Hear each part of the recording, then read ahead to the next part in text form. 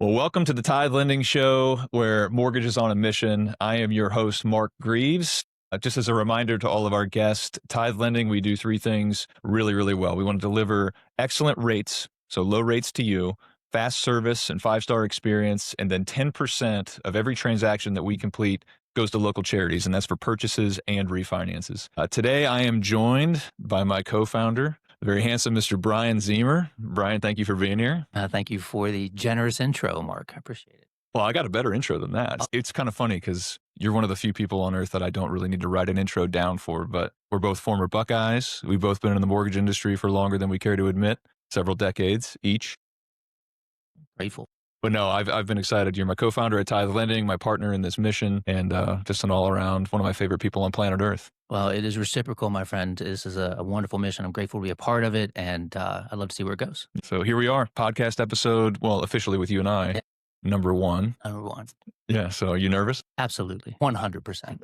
Well, hey, we're talking mortgages and mission, so it's going to be pretty easy. All right, so I got some questions queued up, and I think these are going to be fun to kind of unpack together. So our mission has kind of been the heartbeat of everything that we talk about over the last couple of years, and it's, to honor God and to love our neighbor, specifically with our work. So question number one that I want to throw your way is just, what is jumping in on this mission of honoring God and loving our neighbor? What has that meant to you, and why did you decide to do it? Well, it has meant the world to me. It's interesting that God would bring this opportunity right as my nest was emptying, right? And I had two kids, 25 and 20.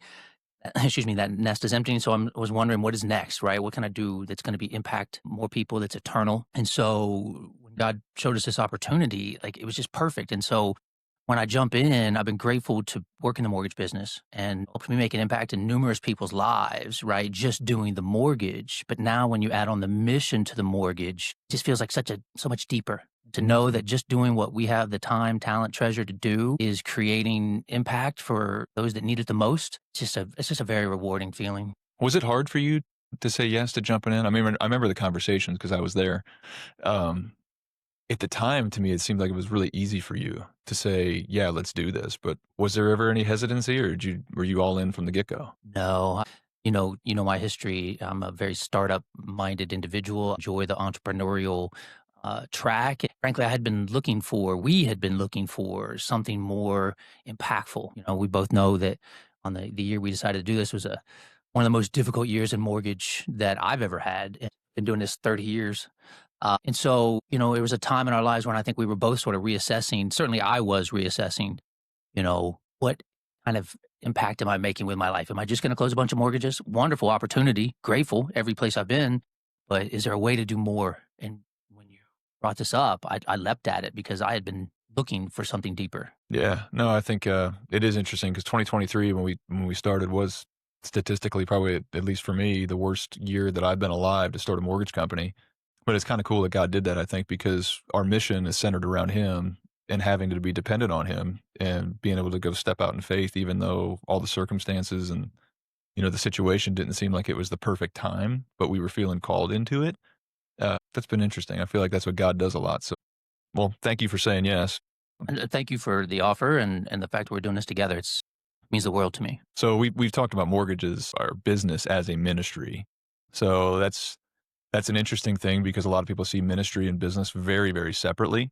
And because of the mission component that we have with the giving, we could also potentially think that way. But you and I have talked about how doing mortgages and serving families, this is a ministry in and of itself. So how do you see that? So, the beautiful thing about mortgages, and I've always liked to say, is that nobody ever got kidnapped on their way to a closing. You know what I mean? Everybody willingly went there because there was value for them at the end. They were buying a house, they were refinancing, saving some money, saving a lot of money, right? And so the work that we do in and of itself is impactful, right? But, the mortgage business is like every other business, where the bigger companies, they've got more overhead. There's nothing wrong with it, right? And so, the rates they can offer are a little different, right? And so the thought that we could offer an operation that would deliver what we think is the lowest rates that a mortgage company can deliver, and know that we're bringing those savings and you really start to see it more as less as a transaction and more as sort of an inflection point for a family. you know? And then to do that knowing that the proceeds are now going, to the most underserved, that's the part. So you're saving people money or you're getting them into the home that they really, really want and simultaneously putting some money back in the community to do some good. I mean, just the savings for these families alone is a ministry that Yeah, you and I've talked about, yeah. right? There are so many folks paying more than they need to right now. They've got their house in the last 3 years and they don't know anything about a refinance, but they could be saving money. They could be combining debt and saving a ton of money, or they could be buying the house and they think now's not a great time, but it is. But, so the chance to deliver that opportunity, that is a ministry in and of itself. No, I mean, we covered, just on Monday with our team that 70% of households right now are literally running paycheck to paycheck. And a lot of those houses that are paycheck to paycheck are going deep into debt just to like sustain their lifestyle and standard of living. So it's a difficult time. And I think a lot of first time home buyers, especially the last couple of years, if you haven't refinanced before, you don't know. And when you see a family that's struggling and all of a sudden we can put those pieces together, because purchase is one thing. Like we're obtaining a house, there's a family that's going to grow up in that house. And it's a really cool automatic kind of benefit.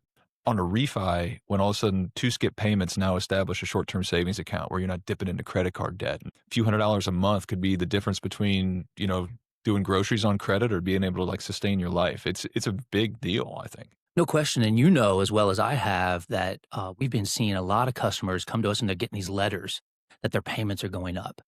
The increase in values. Now your house value has been reassessed. Your property taxes are going up.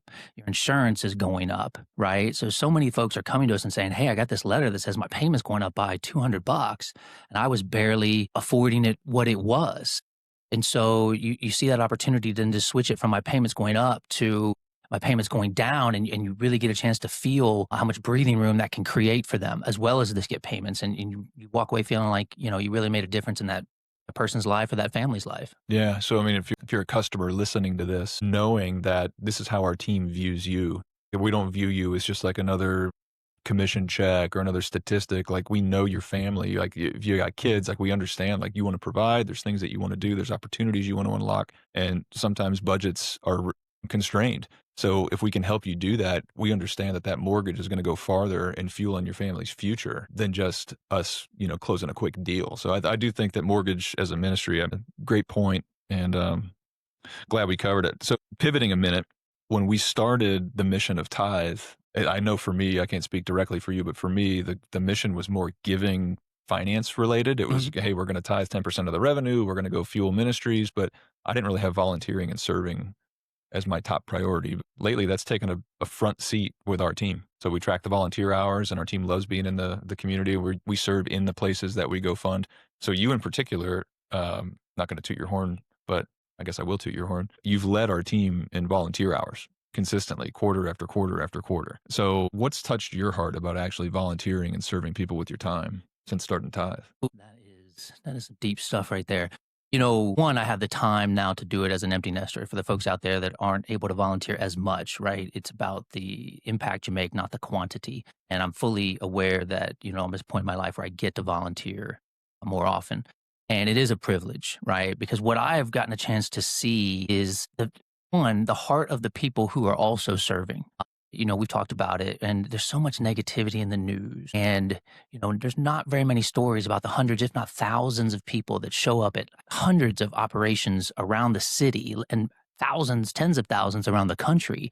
And again, they just want to serve. They just want to love on their brother and sister. Yeah. And just to be able to work around these folks, there's a purity of spirit Yeah. about them that lifts me up, right? And then the folks that we get to serve, it has really touched my heart because the only experience I had, say, with the homeless population were a couple of trips to San Francisco, which is quite to the Yeah. extreme, right, of homelessness. And when you go out there, you see some things and you have one sort of potential read on why that situation developed, Yeah. right? And then you come back and you're folks face to face and you're serving them a meal.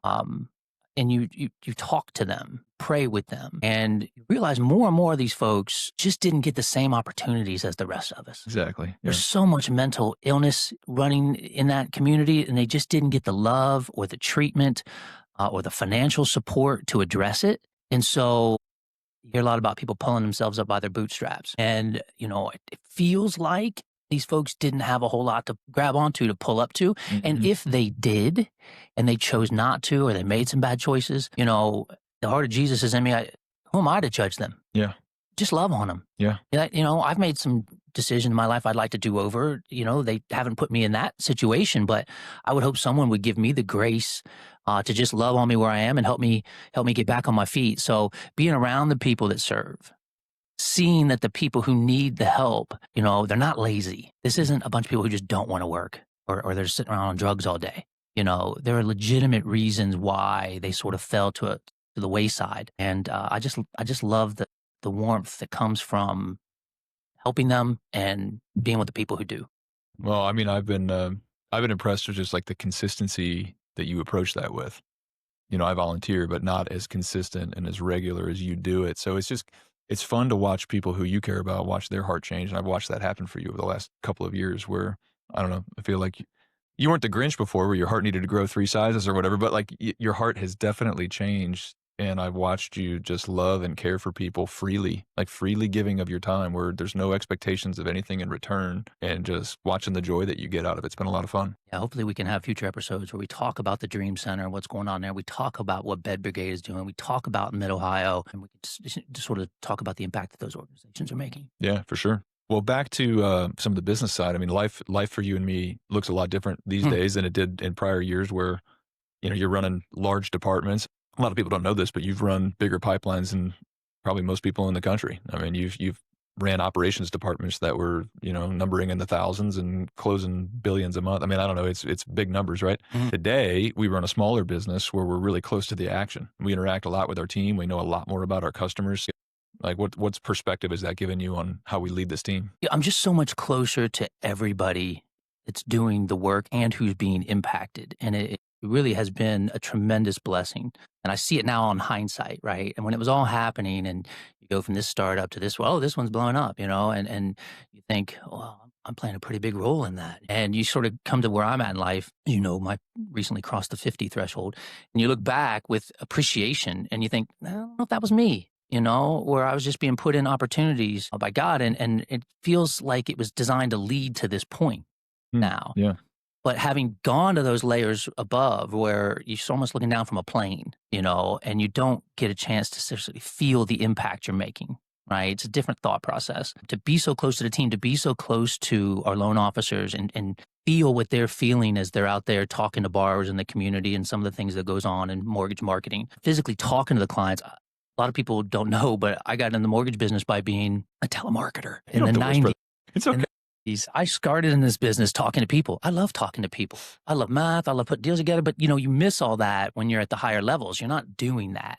You're setting up so other people can do it more efficiently. Yeah. But man, just to be close to the individuals that are both doing the loans and receiving the benefit of the loans, I'm grateful for that much, All right, closer I have a perspective. fun follow-up question. When you got into telemarketing, did iPhones exist, or were you Seriously. calling home phones? No, it was like AirTouch Cellular with the green and red button. So it's probably easier back then, though, because your calls probably didn't get screened out as easy. People were answering. I don't even know if they had caller ID yet back. They might have, but it is a crazy You just time. made everybody that's ever done telemarketing in the recent years like really jealous. Well, it didn't, I'm sure, but man, it was such a crazy time because people would answer their phone.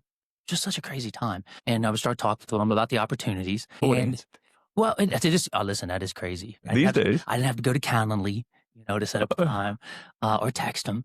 They just answered the phone. We had conversations. At the time, a lot of those folks were at 9, 10%. And you start talking to them, and they're interested in some savings, and they're giving you their social, their birthday, where they work, how many kids they have, because it was just a different time when Yeah, people did not fear speaking to other folks.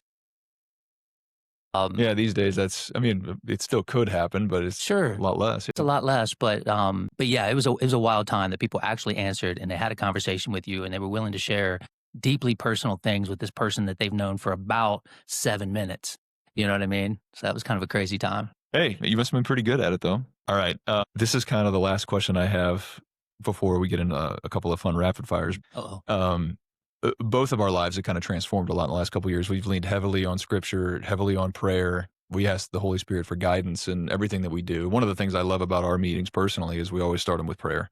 We never forget that because we understand who's really providing for us in this mission. What's kind of some things that the Bible's taught you about leadership as we've incorporated that in like kind of a daily reading? And like, how has that changed the way you lead our team? Well, I've been doing the Bible in a year thing now for a few years. And so, I'm seeing some passages over and over again. And what's really striking to me is and you knew about it, right? But as you read the Bible, it's the servant mentality of the leader. As you read a lot of the New Testament and Jesus walked the walk, and he served the people that he was leading.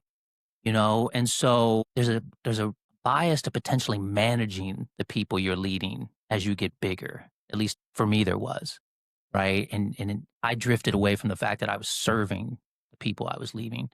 So as I reread the Bible time and again, and, just the heart of service and how much bigger of an impact that made on the disciples. There was never really any fear-based leadership. I mean, just not anywhere that I see. There was some frank talk. There was straight talk. It probably made some people feel uncomfortable and ask some tough questions back in the day. But at the heart, all of it was service and never going too far from the fact that you're serving the people you lead. Man, that's so good. I mean, servant leadership is one of our values, and we picked it for a reason. And when I picked that one out and we talked it through, I was even thinking less about us, and I was just thinking about everybody that's on the Tithe team. Like, there's no task, there's no duty, there's no thing that anybody, is above. We're all willing to do whatever it takes. So if you got to get down in the mud and slug through it with a customer, or if you want to go and volunteer and serve a homeless meal service because that's what we're doing today as a team for our community, like whatever it is, we're all in.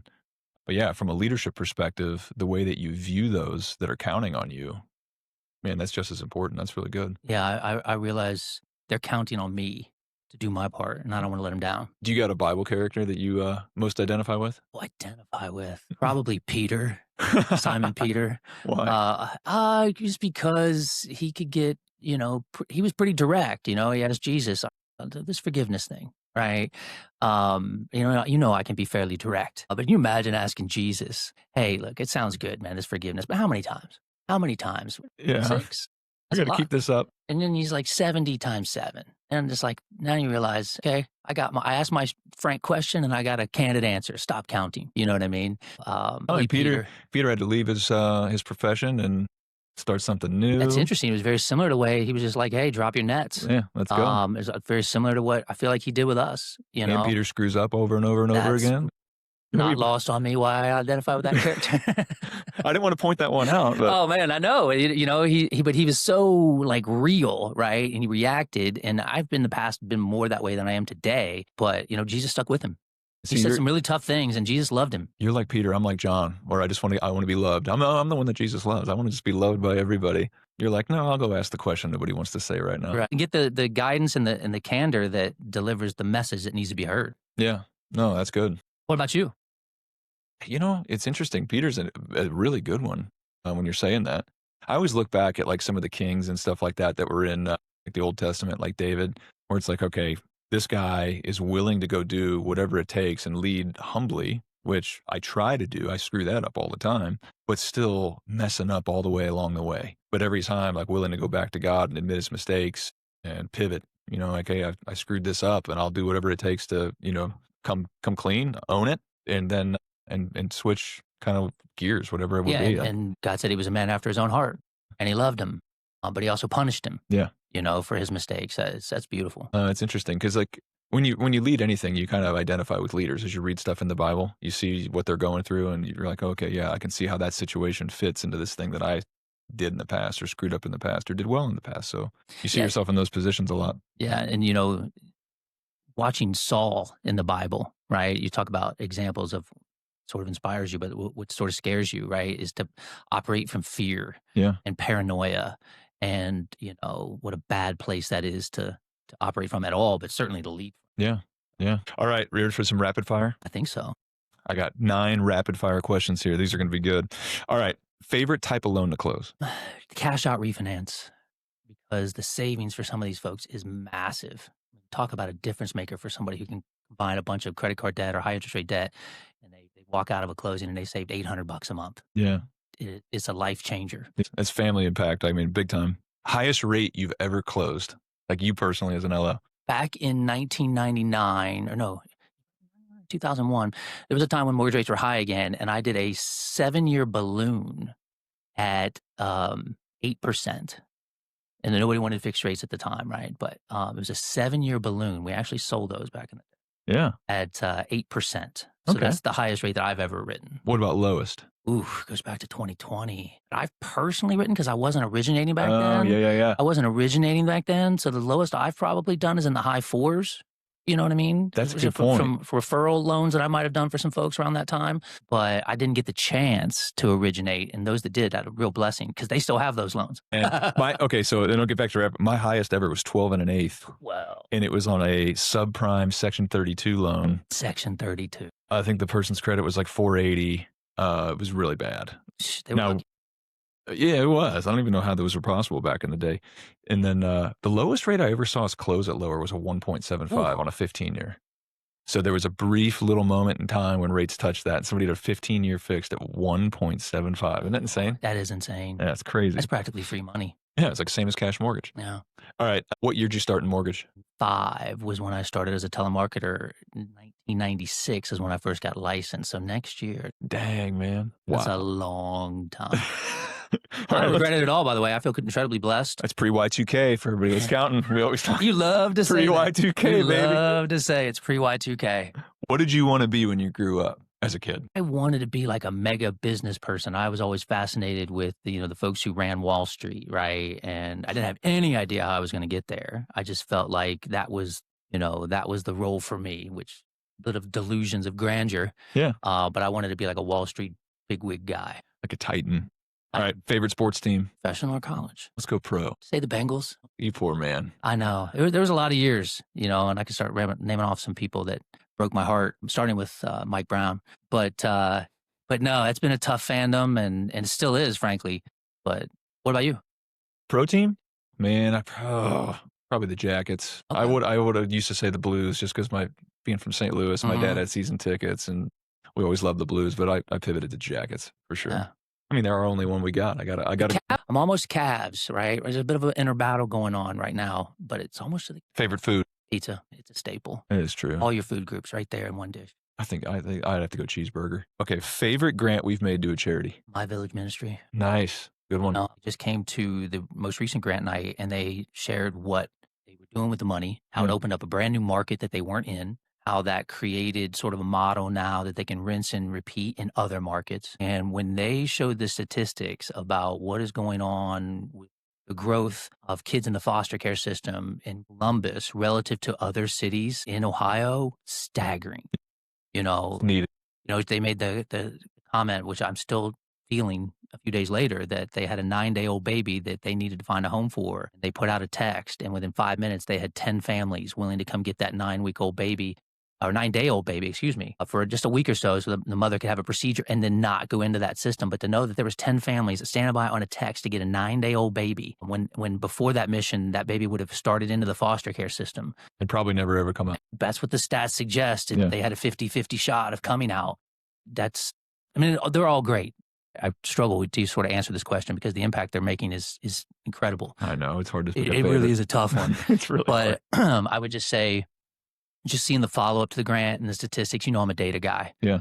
So they brought some data to the party. This one's an easy one. Will the Buckeyes win the national championship back-to-back? Yes. There you go.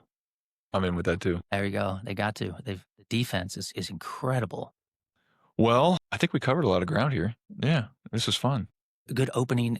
So It was for sure. Well, thank you for coming. Thank you for just running alongside with me every single day, doing this important work, and just kind of being a mentor and a friend and all the things that we do together. Well, that's episode number 1 for the Tithe Lending Show. So thank you guys for joining. As a reminder, so you can go to tithelending.com. That's where you can inquire with us. You can shop rates. You can view all of our programs. You can get in touch with us on your next purchase or refinance, or you can contact us on any of the social media channels that are going to be here in the show notes. Just message us directly, or you can send an email to info@tithelending.com, and we will set up a time to call. So thank you very much for coming. Over and out.